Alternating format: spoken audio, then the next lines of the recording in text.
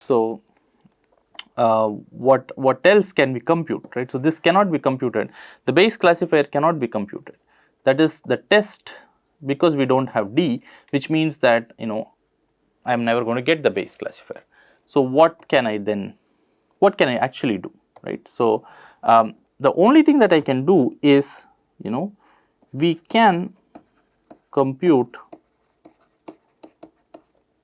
train error.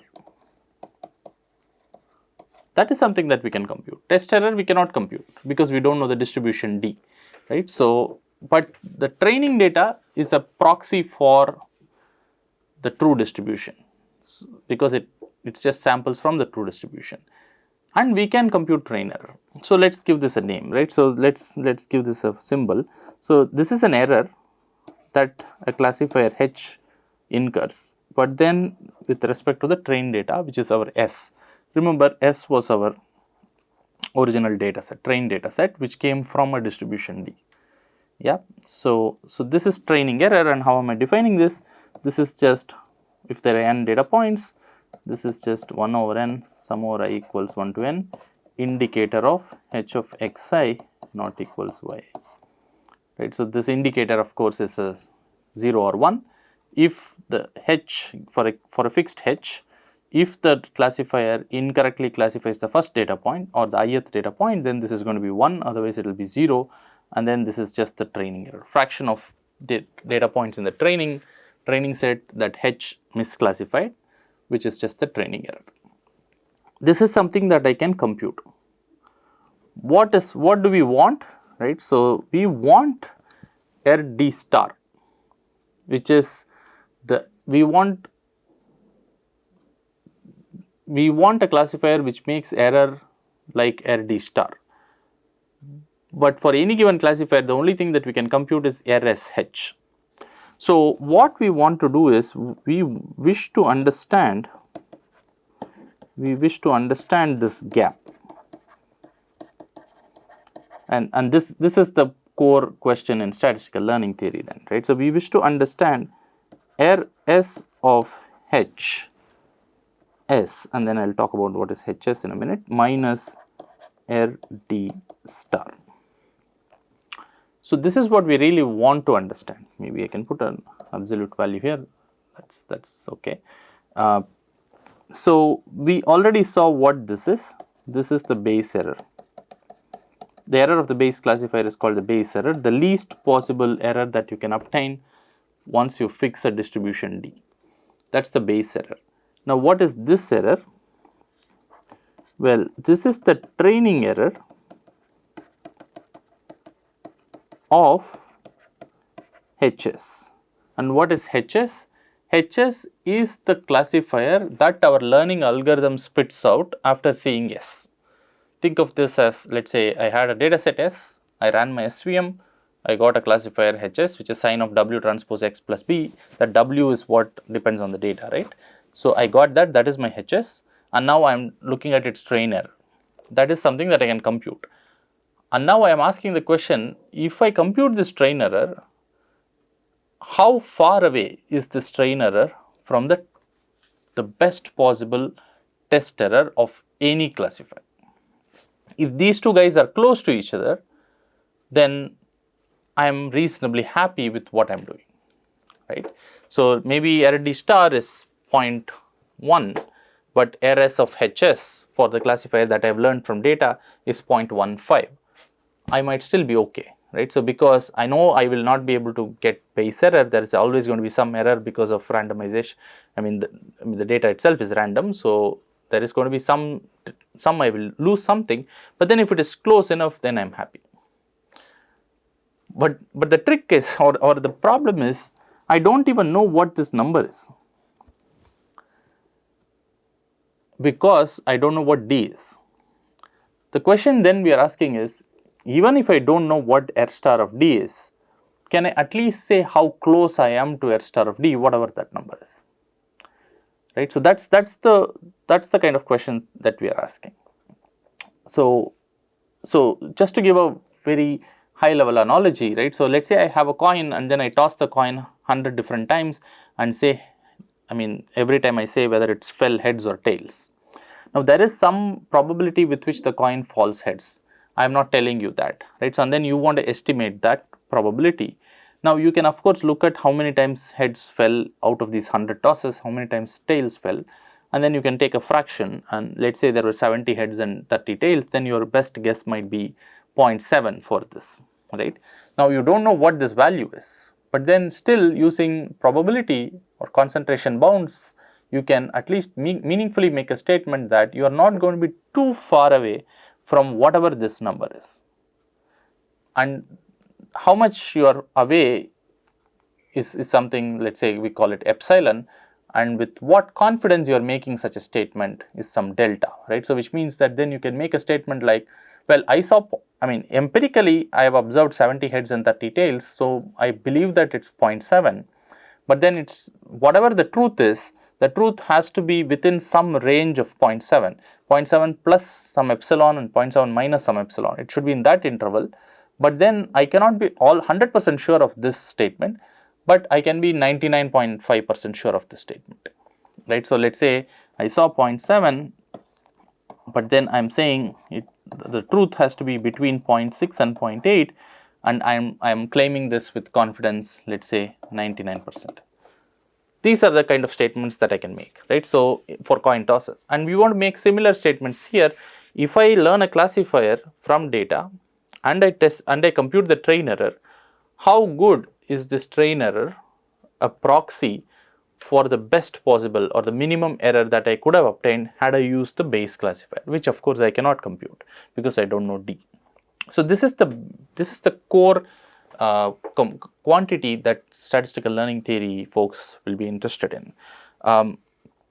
Now, I want to break this down into more meaningful, more attackable parts, so to say, right? So, and for that, first we'll ask, well, in general, when we are doing learning, our learning algorithm is not going to pick a H from the class of all H's. Typically, we are going to restrict our hypothesis space. Maybe we will pick from a linear H, right? So in SVMs, in linear SVMs, so our hypothesis class is the set of all, linear functions of the input. W transpose X plus B is linear. The W is what we are learning, right? So we have a linear hypothesis class, or decision tree with certain heights, right? So that would be one hypothesis class, right? So typically we work with some hypothesis class H.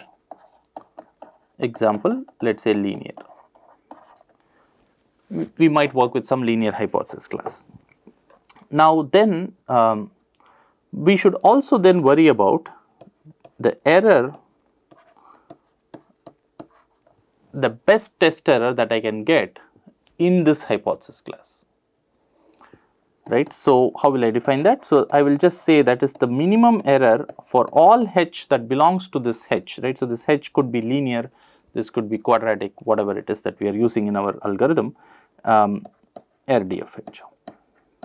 Right. So this is the best possible linear classifier.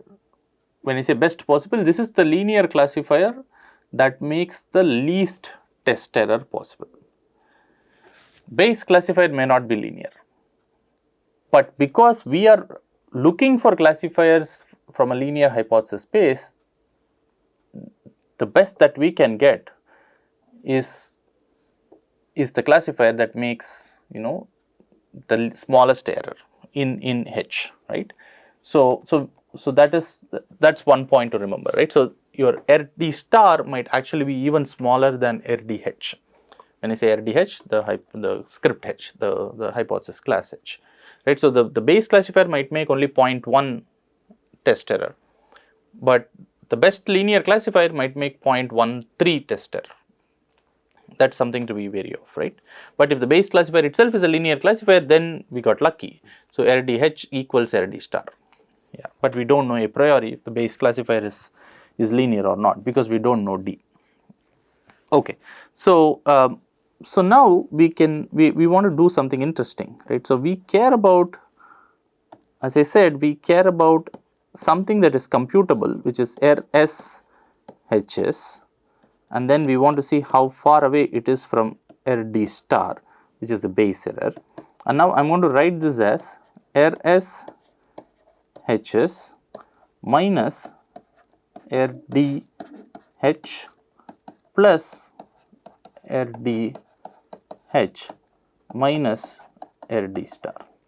Basically what I have done is I have added and subtracted this term. It is the same quantity, right? So because I have added and subtracted, but then it gives us a way to understand this, right? So now what this is, what is this? This is the difference between the best classifier in the hypothesis that we are learning in and the base classifier, the difference of errors. Now we decided as our learning algorithm to pick linear classifiers. That's a choice that we made, right? So which means that we are trying to approximate the original classifier using linear classifiers. When I say original, the base classifier using linear classifiers, right? So this is a difference of error, and this error is called as approximation error.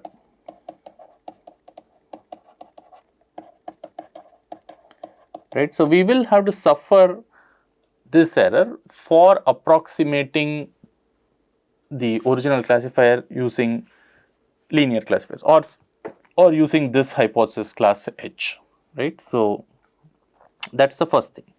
Now let's look at this quantity, which is the training error of the learnt classifier HS from data and the best possible classifier in the hypothesis class.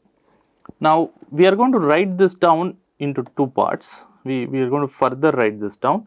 So this I am going to write this as RS of HS minus RD of HS plus RD of HS minus RD of H. What I have done again is I have added and subtracted this term. Of course, this stays. So this is exactly the same. RD star. So this is the approximation error that still stays. So what we are interested in the first two terms here. So let's first understand what is this term that I have added and subtracted. This is RD of HS. What is HS? HS is what my learning algorithm spits out after seeing S. Now I am asking, if I take that HS which my algorithm gives me and I ask what is the test error of this HS that my algorithm gave me, that is RD of HS. Again, I cannot compute that. Anything with a D as a subscript we cannot compute that. We can only reason about that. We cannot compute that, but it's useful in reasoning, as we will see. So this is just, test error of HS. That's what this is. So now what then we are saying is this difference is the difference between the train error and the test error of HS. That is, I had data. From the data I learned a HS, and now I am asking, well, for the data that I have in my data set, I make certain amount of error, which is RS of HS. But then if I consider the true error of HS, then that would be RD of HS, right? So which means that if I just used HS to make my predictions, then how much error will I make? Well, that would be, how good HS generalizes, right? So to unseen data for the test data. So the train error minus the test error of HS, the learnt classifier, well, that tells me how good I generalize, right? So this quantity is called as the generalization error.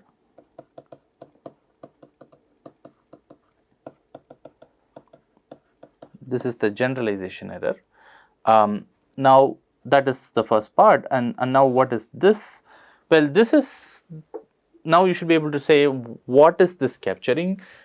Well, I have learned HS, and this is the test error of HS minus the test error of best guy in the bag in which I am searching, the hypothesis class in which I am searching, right? So if my algorithm was smart in estimating the best linear classifier, then I should have obtained that classifier that makes least test error. But then I am doing an estimation only from S, so I might not get the best linear classifier whose has the best test error, right? So this is something that I'm suffering because of my algorithm, because of my estimation procedure. So this is called as estimation error.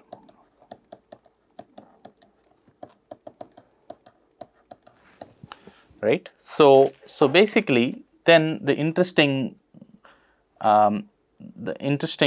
equation here is the following.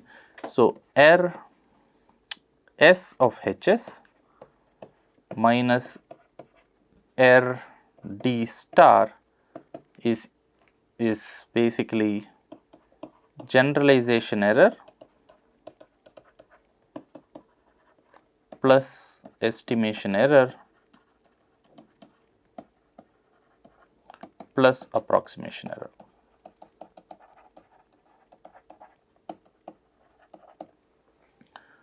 Right. So this is RS HS minus RDHS plus RDHS minus how good is this with respect to the entire hypothesis class, and then how good is the entire hypothesis class with respect to the base classifier. Right. So this is how you split it. Right. So generalization error tells me I can take one particular hypothesis and I ask, the one that I learned from data, and I ask how good is this with respect to the test error? How much test error will this make? Now, it could so happen that you might have a very bad classifier even for training data. What that means? That means that RS of HS might be large. Right. So here is a classifier that makes a lot of error even on training data. Let's say 70% error. So RS of HS is 0.7. 70% of the class data points are misclassified by this hypothesis. Now, that doesn't mean that the test error of this classifier is far away from its train error. It could so happen that bad classifiers might also have, of course it will have a large test error, but then the gap between the train error and the test error, the generalization error might be small. Maybe this is 0.7 or maybe this is 0.6 or maybe 0.75, right? So both are bad, but then the difference might be small, right? But then this 0.75 might be much worse than the best linear classifier, right? So this might be 0.3, right? So here we will suffer, right? So this, even a bad classifier could potentially generalize, meaning generalize up to the worse, how worse the classifier itself is. That is, the train and the test error might still be close to each other, but the test error of the bad classifier would be much far away from the best possible test error that you can achieve in the hypothesis class where you are searching. That is the estimation. It would have poor estimation error. Approximation error has nothing to do with the algorithm. Why? Because once we have chosen to work with a linear hypothesis space, it's not the algorithm's fault if it gives you a bad classifier or good classifier. It doesn't matter, right? So the approximation error only depends on how well me as a designer, because I made the choice to run a linear SVM as opposed to a quadratic SVM, right? So which means that I am approximating, I am using my domain knowledge, using my experience, whatever it is, I am thinking that the true classifier, when I say true, the base classifier can be approximated using a linear SVM. That's a choice I am making. I should not blame SVM for the choice that I make. So that's the approximation error, right? So how good is the best classifier in the hypothesis class that I pick compare with the base classifier, right? So that might be bad, that might be large too if I make a poor approximation, right? So if the true classifier is like fifth degree polynomial, but if I am only learning linear SVM, then obviously I am going to suffer in my test time, perhaps not because of generalization error, perhaps not because of estimation error, but because of approximation error, right? So this way to split things kind of gives us a nice handle as to which one should we attribute to if things go wrong, right? So that's one way to think about this. Because while designing algorithms, we want to make a choice as to where we are searching and how we are searching. Where we are searching leads to directly to approximation error. How we are searching, right? So for example, SVM minimizes certain loss function, logistic regression minimizes certain other loss function, boosting does something else, an exponential loss, right? So SVM would do a hinge loss, logistic would do a logistic loss, and so on, right? So which one of these is better to estimate, right? So that would be your estimation error part. Generalization is something that we have to argue. I mean, when can we be confident that my train error and test error are close to each other? It's not at all clear why that should always be the case, right? So we have to tackle each of these separately. What we will do next is we will start looking at the first part of it, which is the generalization error. And then we will ask the question, can I somehow get a handle on how good is the train error of the learnt classifier and the test error of the learnt classifier, which I cannot compute, but I can at least, can I make a statement as to how good is the train error a proxy for the test error of the learnt classifier? And that itself is a very challenging question. It's not straightforward, but then we will start there our analysis of the statistical learning theory problems.